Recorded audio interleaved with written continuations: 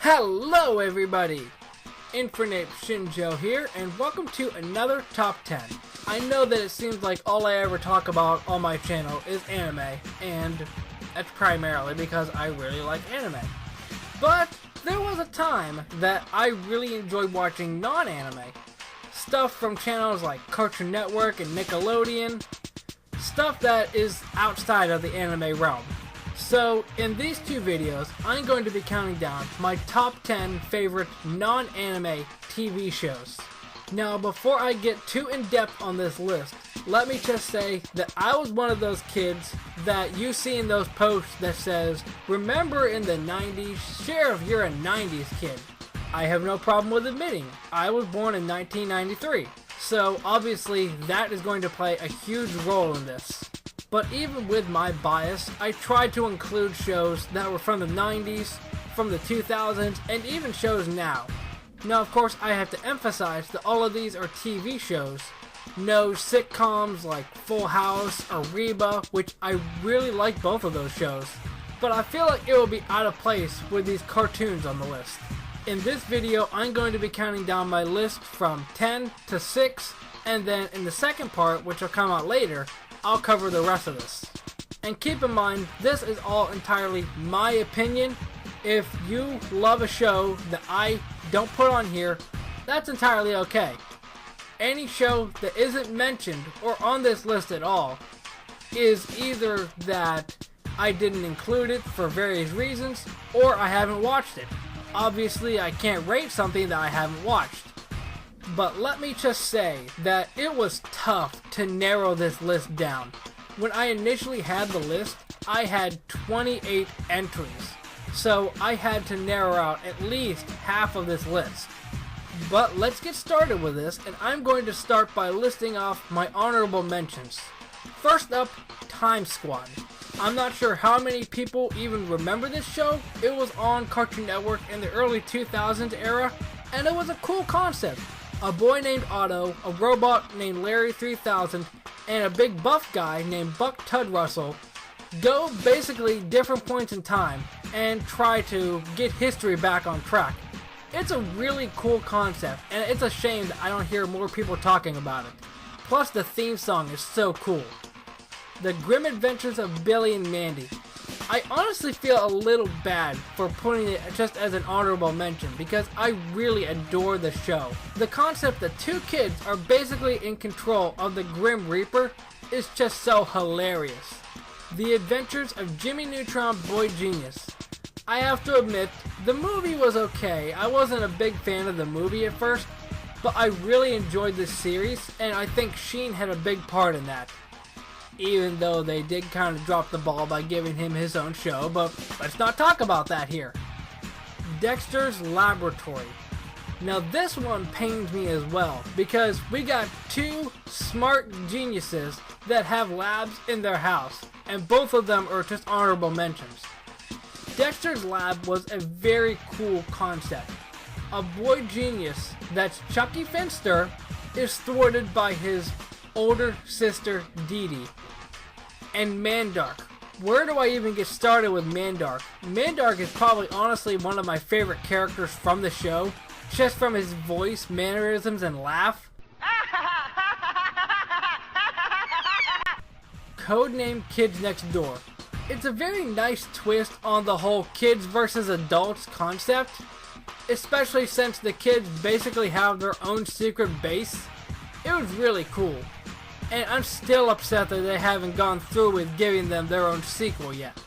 The Fairly Odd Parents. Now, I feel like I'm gonna get a little bit of flack for this one, but I really enjoyed the show when it first came out, but as it went on, it just kind of fell flat for me.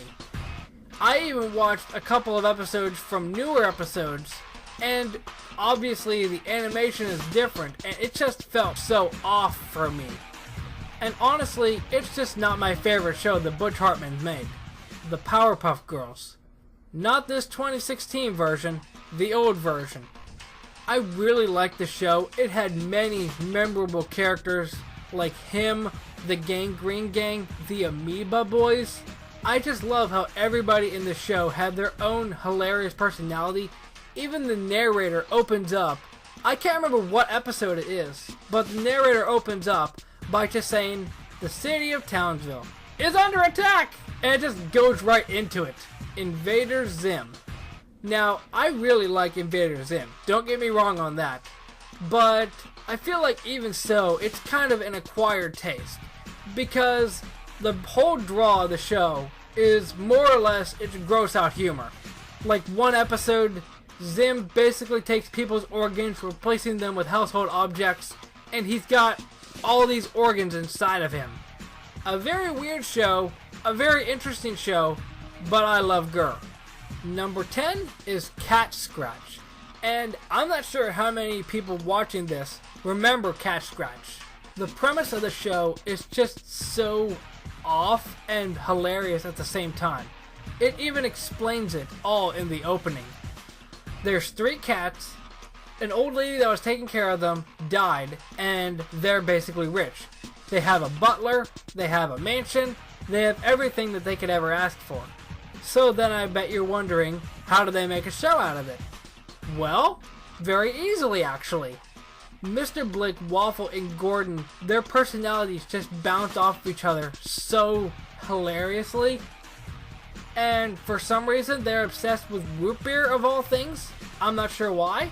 And thinking about it, I feel like this was Nickelodeon's way of trying to cash in on the whole Ed, Edd n Eddy craze that was going on Cartoon Network. Because both shows, outside of the money concept, have very similar premises.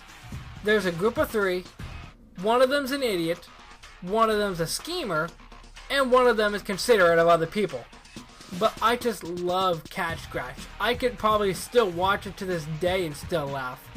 And Waffle was a huge part of that, because I could easily quote anything that Waffle says in the series. Number 9 is Foster's Home for Imaginary Friends. And honestly, this is one of the shows that I watched that didn't really stagnate for me at all. I loved it from the beginning of the concept to the very end.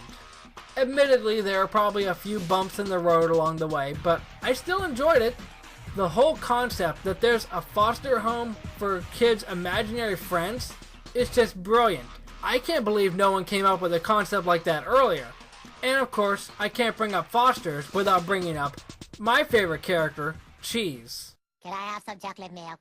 This is probably a common thing you're going to see in this list, but my ranking does depend on how memorable it is. And even with Cat Scratch and Foster's, I could easily quote different quotes from the show. Number 8 is Courage the Cowardly Dog. And honestly, I feel like this is one of these shows that wouldn't even be allowed to be on TV now, because of all the scary imagery and stuff like that. There's a floating head in an episode. And of course, you can't even mention Courage without the slab. I just like Courage's concept. It's kind of normal, but it's kind of supernatural at the same time. Just the idea that a dog can take on all these different ghosts, spirits, and stuff like that, it's just so hilarious. Number 7 is Danny Phantom. Now, of course, before I did mention that Fairly Odd Parents wasn't my favorite Butch Hartman show, Danny Phantom is. While Fairly Odd Parents didn't really have a concrete storyline, Danny Phantom roughly did. Just like Cat Scratch and Courage, the theme song basically introduces you into the show, which I feel is very clever, because that way you wouldn't have to reintroduce everybody at the start of every episode. But all the characters' chemistry just works so well. I especially love Danny Fenton's dad. Even now, when I'm sleeping in the middle of the night and I just wake up and I think I have to go to the bathroom, and so I decide to say, bathroom. And I just walk over to the bathroom just like he does. That shows how memorable the show is. It's over a decade old. Number 6 is Phineas and Ferb. And yes, I'm well aware that the creators of Phineas and Ferb also have a new show, Milo Murphy's Law. I'm watching it, I really enjoy it, but I still prefer Phineas and Ferb. first reason why, it's been on for so much longer that I've been able to watch it, get used to the characters, and see a satisfying conclusion with the show. Second, it's basically confirmed that Milo Murphy's Law and Phineas and Ferb are both in the same universe. And honestly, I would have liked it if Milo Murphy's Law would have just been its own separate thing without having to rely on Phineas and Ferb. Even all the little references that they have to Phineas and Ferb in Milo Murphy's Law, I would have just liked it if it was only the references, but still have them in separate universes. But I just enjoy Phineas and Ferb's personalities. It's one of my very few Disney shows that I've even watched. Of course, in later seasons, they made it a point to have one song per episode, and a lot of them I really like. There are even times now when I'm tying trash bags at work that I just sing along to the Gordian Knot song from Phineas and Ferb. There's just that one point in the song that I really enjoy. It's already a knot, so ready or not, we're gonna try to untie it, though it's terribly taut. I do have to admit, the first couple of episodes was kind of weird, but that was just the voice actors and actresses getting used to the role. Then after they eventually got used to the role, I really enjoyed the show. Plus, like I mentioned earlier, it had a very satisfying conclusion, because people were shipping Phineas and Isabella for the longest time. And even though I wasn't, it was just satisfying to see a good conclusion to that. But that is going to do it for part 1 of my top 10 non-anime. Part 2 will be out sometime later, and I will cover the rest of my list. Make sure to hit that like button if you enjoyed, and subscribe so you don't miss the second part. And honestly, the only reason that I'm doing this is because I don't want it to be all one part, because I'm gonna have so much more to talk about with the remaining part of this list. But I will see you in the next part. Thank you so much for watching. Momentai. 大体エスタデイ365日分の